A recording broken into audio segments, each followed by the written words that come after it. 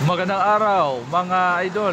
Paalala sa lahat ng motorista na nagbibiyahe araw-araw sa kalsada. Kailangan maging vigilant. Ang mata ay laging nandun sa harapan, laging advance. Huwag yuyuko magmaniho, huwag mag-isip ng ano-ano habang nagmamaniho.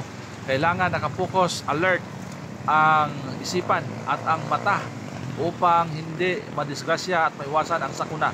Tulad nito, nung napansin natin na medyo maapaw yung tubig sa gilid, dapat ito mayroong nakalagay na signboard na slippery ahead para mapaghandaan.